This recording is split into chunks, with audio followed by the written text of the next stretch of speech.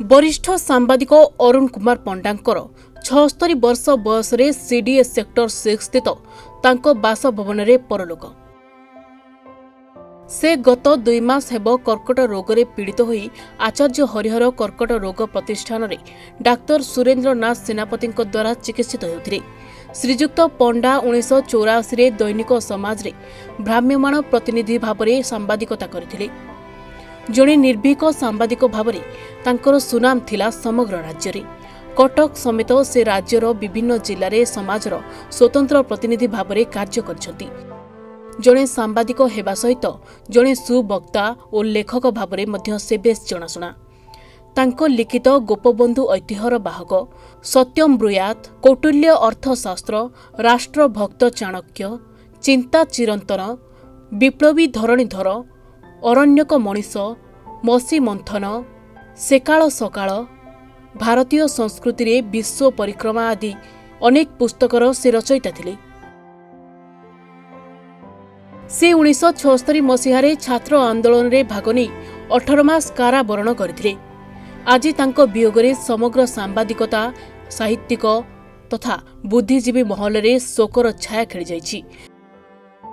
तांको परलोक खबर रे वरिष्ठ सांबादिक सत्य राय कानन दास, प्रमोद महापात्र, विधायक मोहम्मद मोकिम, देवाशीष सामंतराय, डॉक्टर प्रभात रंजन विश्वाल, मेयर सुभाष सिंह, समीर दे, जिलापाल नरहरि सेठी प्रमुख गभीर शोक प्रकाश करछंती। निश्चित रूपे जन व्यक्ति हिसाब रे नियारा व्यक्तित्व थिला तांकर प्रख्यात स्तंभकार थिले एवं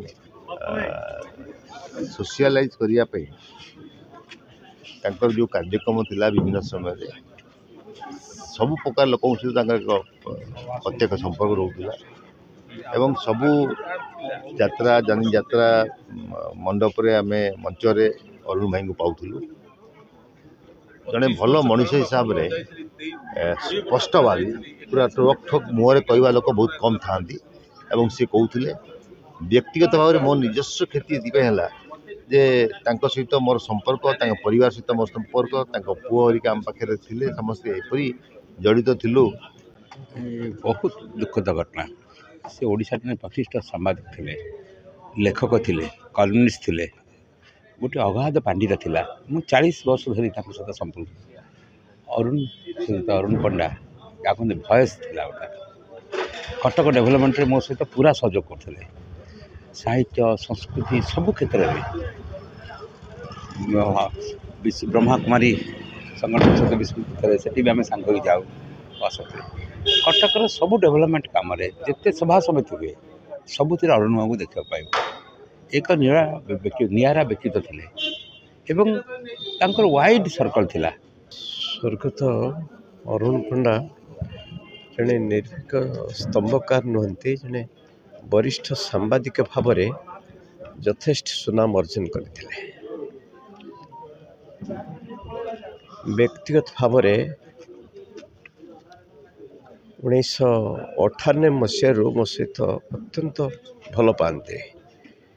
कटक जिला सामाजिक संगठन जितेबाला कटक रे आरंभ करा जायतिला, प्रथम अतिथि भाव में मुख्य अतिथि भाव में अरुण पंडा महोदय को अनुरोध करूँ। से जाइए पंचमुखी हनुमान से दिन गोटे भल पाइबा आम प्रति यथेष्ट थिला। आ विभिन्न समय घर को आसे, आम घर को जाती मैंने भल मनीष से वरिष्ठ सांबादिक स्तंभकार तथा सुसाहित्यिक अरुण पंडा अचानक वियोग मु अत्यंत मर्माहत।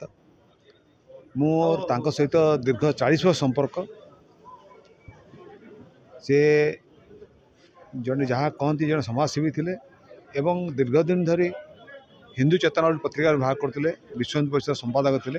सेठू छाड़ी दैनिक समाज रे जोग देते सभ्यटी हिसाब से ब्राह्मण प्रतिनिधि हिसाब से हिसाब से राधानाथ रथंकर सुबी राधानाथ रथंकर जो संपादक थे अगाध विश्वास था तेणु सबू जिते बड़ बड़ न्यूज सबू जिते इन्वेस्टिगेटिव जर्नलिज्म दिया से करूँ मत खूब साहस सहित सब संवाद प्रकाश करते। परवर्ती काल अनेक बही भी रखिंट एवं अवसर पालन करने पर से लेखन चलना अब्याहत रखते दैनिक से प्राय 5-10 पेज लिखुले जन दिखाला डिटेक्ट करने से लेख गुड़िक विभिन्न खबर कागज केवल समाज में समाज अन्य खबर दौले प्रकाश पाला से आनंद पाते। देखो अरुण भाई कर विभिन्न प्रकार परिचय अच्छी सी प्रथम थे जड़े स्वयंसेवक विश्व हिंदू परिषद दायित्व थे तापर सी 1984 मसीह समाज अनुष्ठान भ्राम्यमाण प्रतिनिधि भाव में सारा ओडिशार न्यूज खोजी खोजिकी सी न्यूज लिखुले एवं परवर्ती समय से जन स्तंभकार भाव में एवं ताकर जो लेखा सब परिप्रकाश पाए समाज रे प्रभाव पकेला भाया ताकर सब लेखा बाहर एवं से जन सोशल एक्टिविस्ट ताकू जेकोसी कम माने बुढ़ा टू पिला पर्यंत ये भल पाते सी जेकोसी खेल कहतु आपण पाठपढ़ा क्षेत्र में कहतु सामाजिक परिवर्तन क्षेत्र में कहतु सामाजिक संस्कार क्षेत्र में कहतु एवं दलमत निर्विशेष से समस्त अरुण भाई बोली कटक परिचित थे।